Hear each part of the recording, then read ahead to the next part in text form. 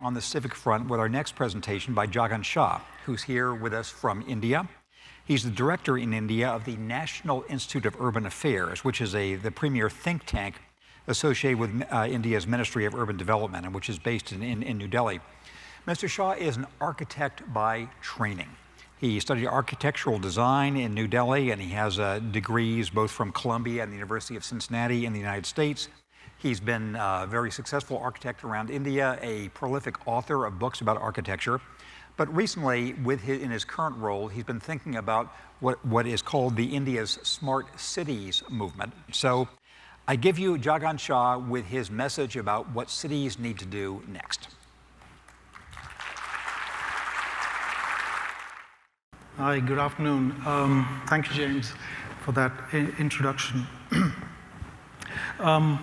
I'm going to present a fairly plain vanilla kind of presentation. I don't have a lot of images of GIS applications because my institute is only beginning on the path of using GIS.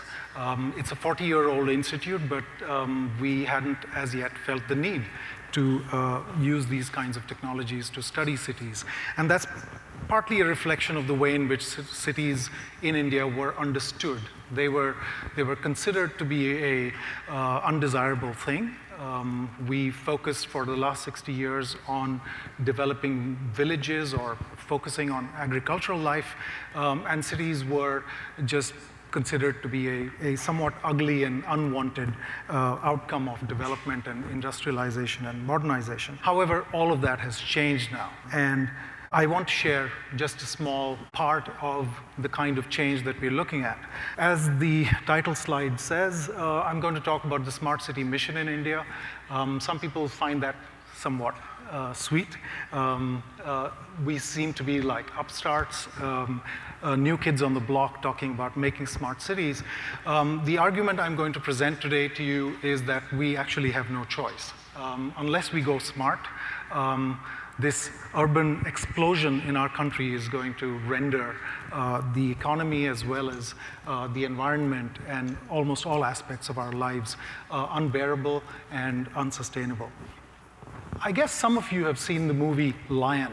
It got nominated for Oscars. I saw it too, and it was a tearjerker. I did shed some tears. But more than the emotional premise of the film, which was of course very strong, I was just struck by the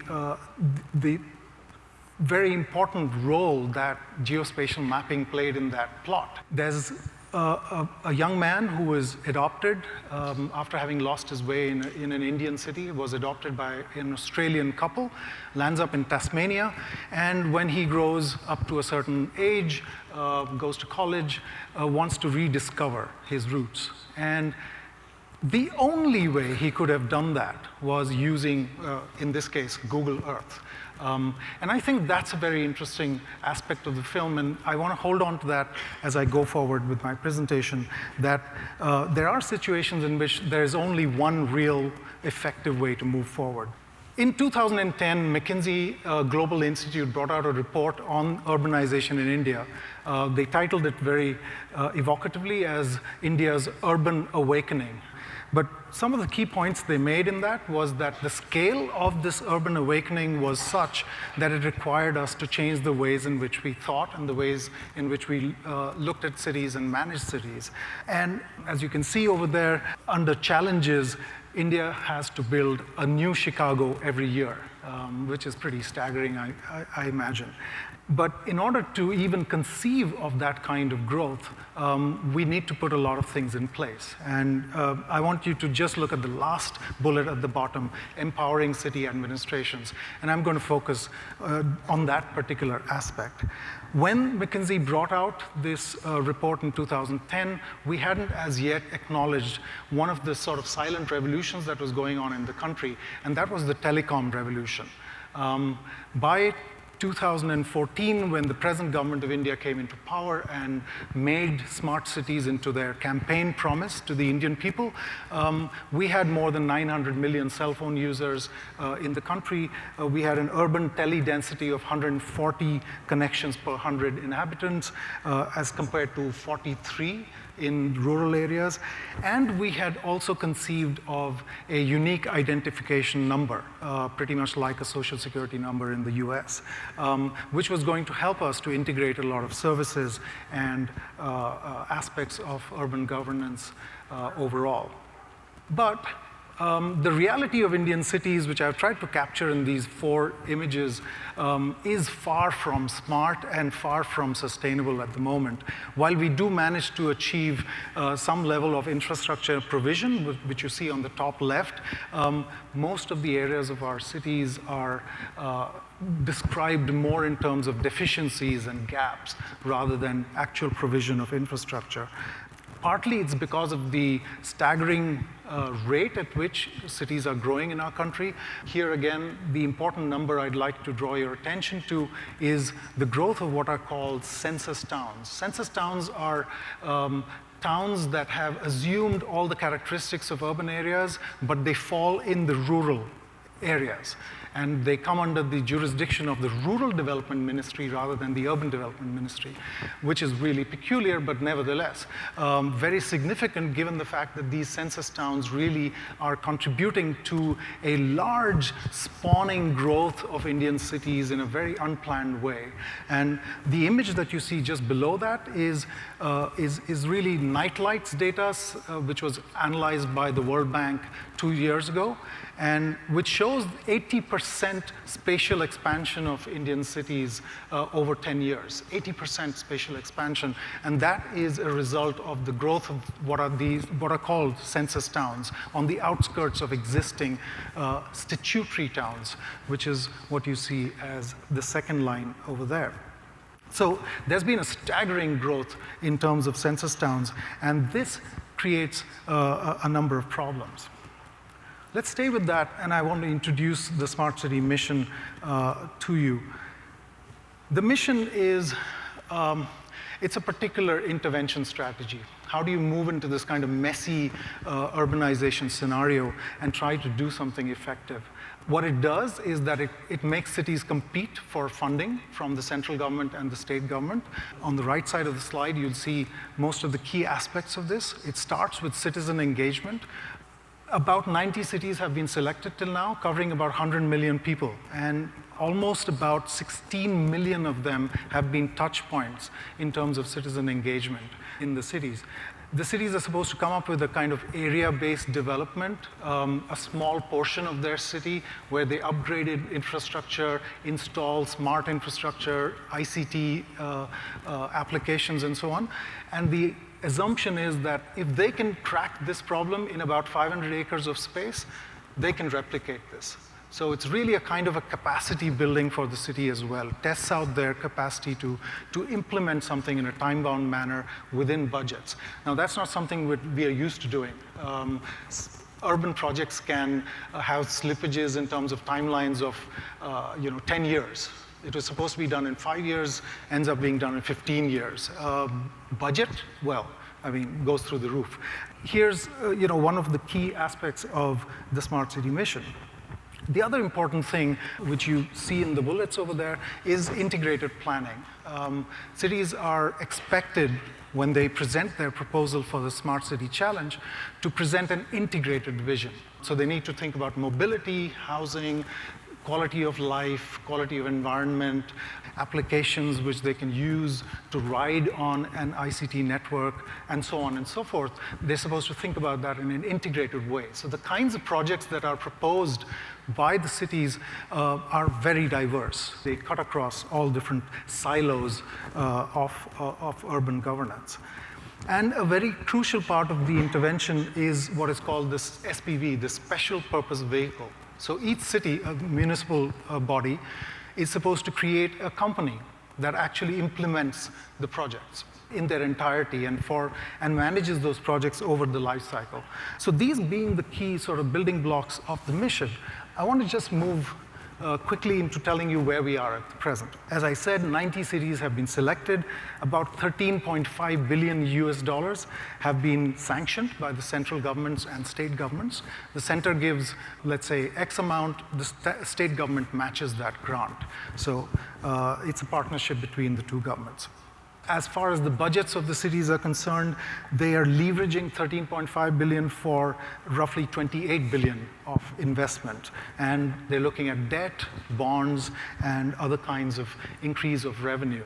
Just a comparison with what we have experienced over the previous decade, 47% of the 11,000 projects, 11,000 odd projects that we have approved over the last 2 years are already on course to being completed by 2020. Now that's a staggering difference from the previous experience of the urban renewal mission that was launched in 2005, which over 9 years could not complete more than 39% of the 3,000 odd projects that were sanctioned. So this is heartening to know that the Smart City mission is actually empowering cities to implement projects more quickly.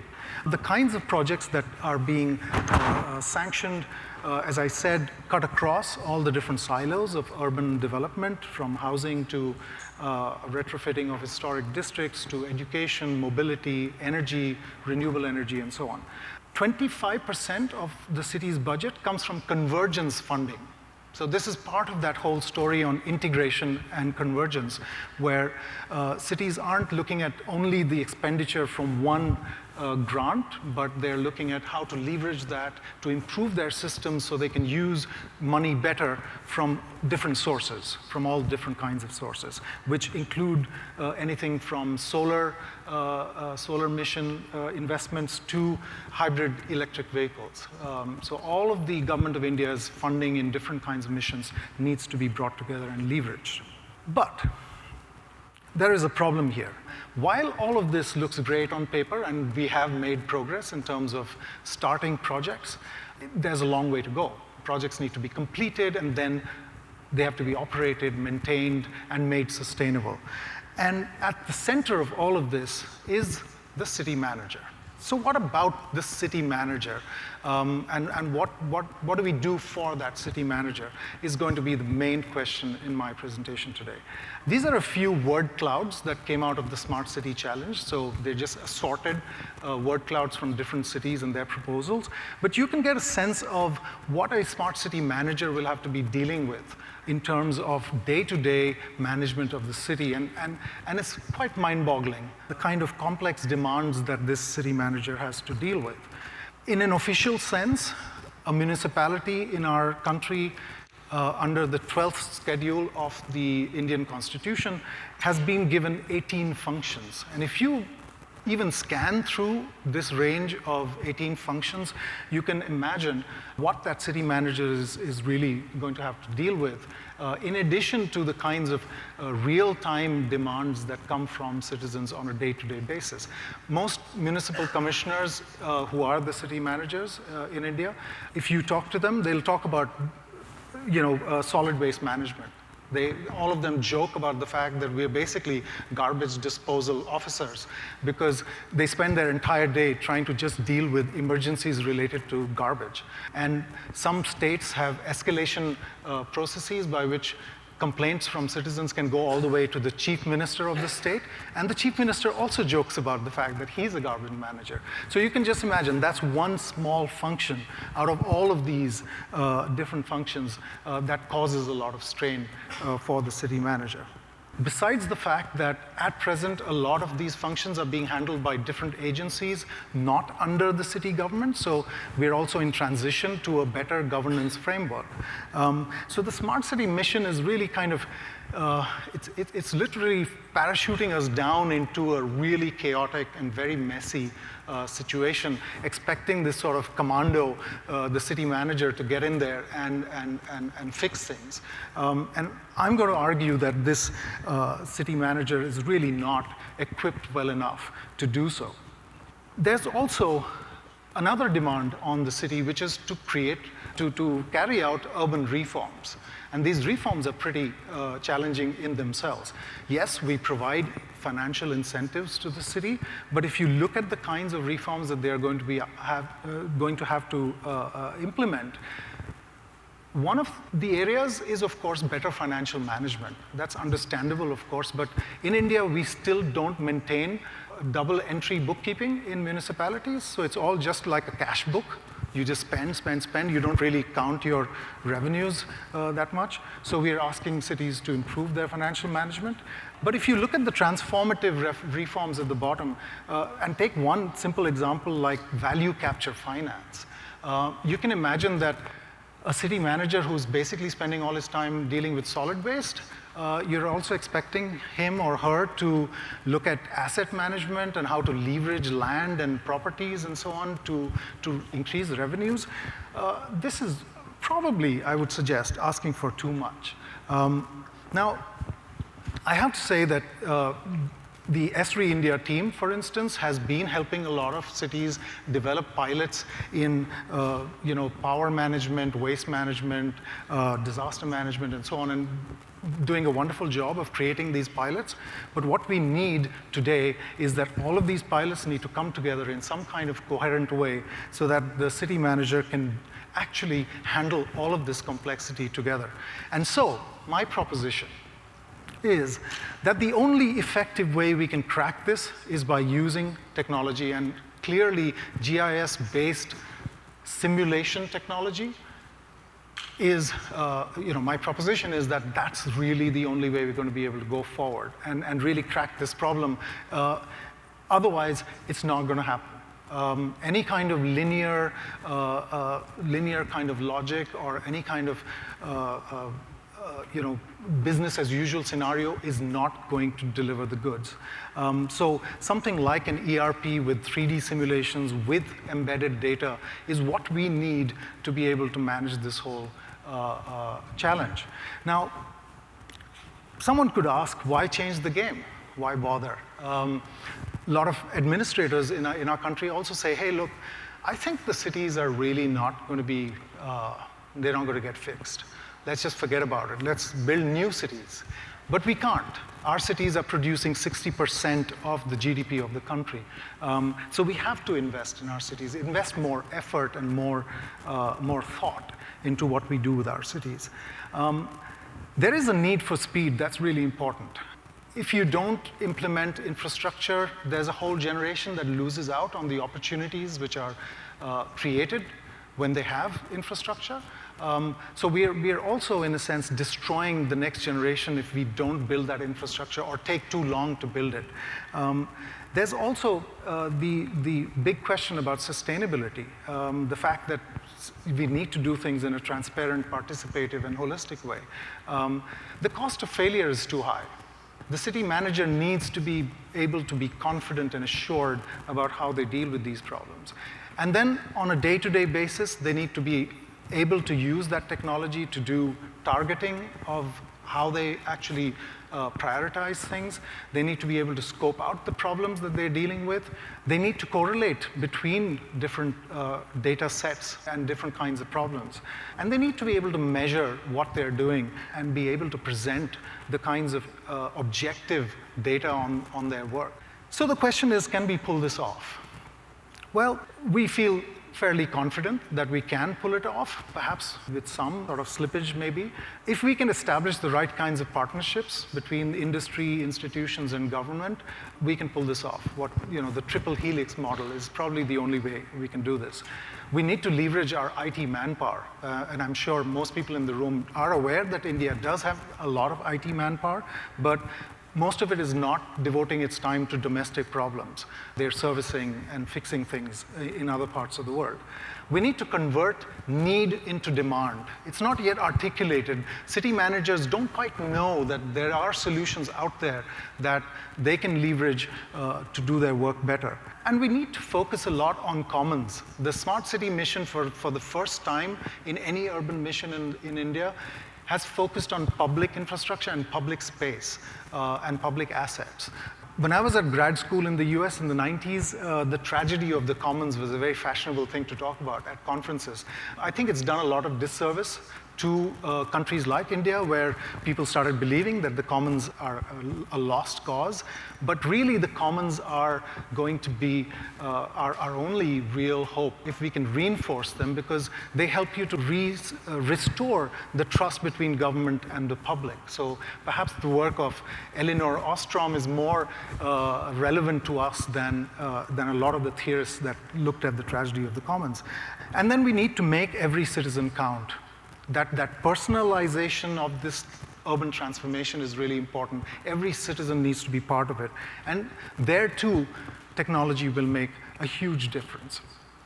So I want to just end with just two thoughts, and these are borrowed thoughts. One is from sort of the father of quantum physics, Erwin Schrödinger, who said something, I think just articulates it very well. At that time, he was looking at quantum physics, and he says the task is not so much to see what no one has yet seen, but to think what nobody has yet thought about that which everybody sees. So several speakers before me have also reinforced the fact that it's almost kind of, it should be like a no-brainer, very natural that we find this kind of solution. I'm trying to say that this application of technology is possibly just staring at us in the face, and the Indian government needs to kind of wake up to this and really embrace this at a scale that is appropriate to our challenges. And then a second quote is from Jane Jacobs, who for us is really the person who inspires all our thinking on sustainable urbanism. And the fact that she says that cities have the capability of providing something for everybody only because and only when they are created by everybody. So this reinforcing this idea that this is a collective pursuit to fix our cities. And the Smart City mission in India is a lot more about citizens and about communities than it is about technology, but the technology is a necessary condition for us to actually achieve the goals of the mission.